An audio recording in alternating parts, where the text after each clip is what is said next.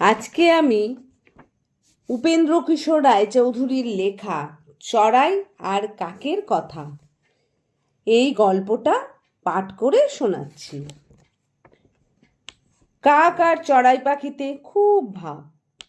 গৃহস্থদের উঠোনে চাটাই ফেলে ধান আর লঙ্কা রোদে দিয়েছে। চড়াই তা দেখে কাককে বললে, বন্ধু, তুমি আগে লঙ্কা খেয়ে শেষ করতে পারবে, না আমি আগে ধান খেয়ে শেষ করতে পারবো? কাক বললে, আমি লঙ্কা আগে খাবো। চড়াই বললে, না আমি ধান আগে খাবো। কাক বললে, যদি না খেতে পারো তবে কি হবে? চড়াই বললে, যদি না খেতে পারি তবে তুমি আমার বুক খুঁড়ে খাবে। আর যদি তুমি না খেতে পারো তবে কি হবে? কাক বললে, তুমি আমার বুক খুঁড়ে খাবে। এই বলে তো দুজনে ধান আর লঙ্কা খেতে লাগলো।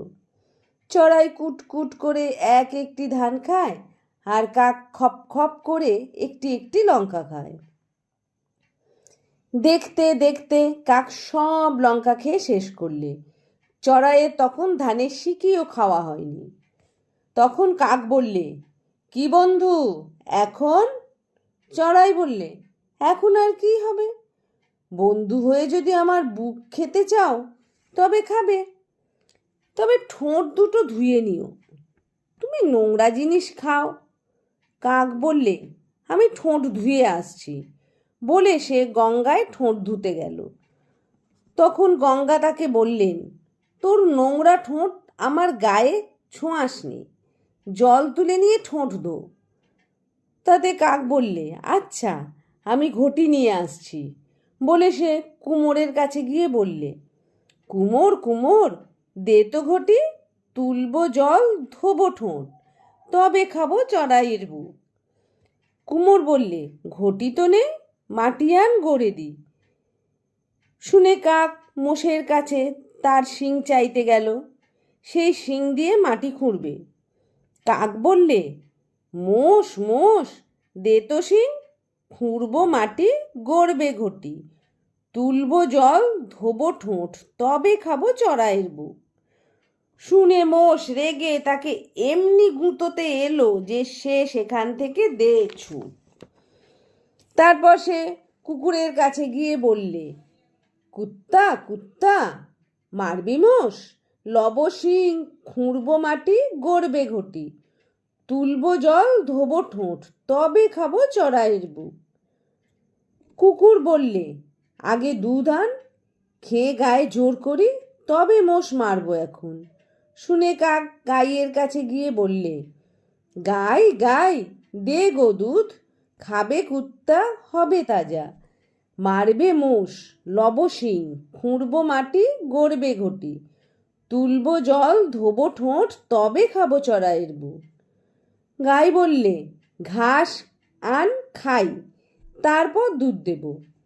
শুনে কাক মাঠের কাছে গিয়ে বললে, মাঠ মাঠ, দে তো ঘাস, খাবে গাই, দেবে দুধ, খাবে কুত্তা, হবে তাজা, মারবে মোষ, লব শিং, খুঁড়বো মাটি, গড়বে ঘটি, তুলবো জল, ধোবো ঠোঁট, তবে খাবো চড়াইয়ের বুক। মাঠ বললে, ঘাস তো রয়েছে, নিয়ে যা না।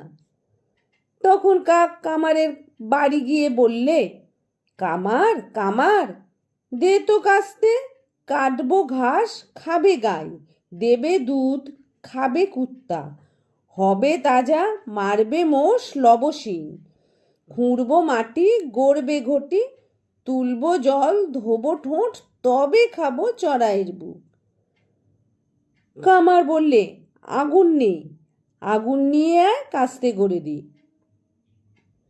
তা শুনে কাক গৃহস্থদের বাড়ি গিয়ে বললে, গেরস্ত ভাই, দাও তো আগুন, গড়বে কাস্তে, কাটবো ঘাস, খাবে গাই, দেবে দুধ, খাবে কুত্তা, হবে তাজা, মারবে মোষ, লব শিং, খুঁড়বো মাটি, গড়বে ঘটি, তুলবো জল, ধোবো ঠোঁট, তবে খাবো চড়াইয়ের বুক। তখন গৃহস্থ এক হাঁড়ি আগুন এনে বললে, কিসে করে নিবি? বোকা কাক, তার পাখা ছড়িয়ে বললে, এই আমার পাখার উপর ঢেলে দাও। গৃহস্থ সেই হাঁড়ি শুদ্ধ আগুন কাকের পাখার উপর ঢেলে দিলে, আর সে বেটা তখনই পুড়ে মরে গেল।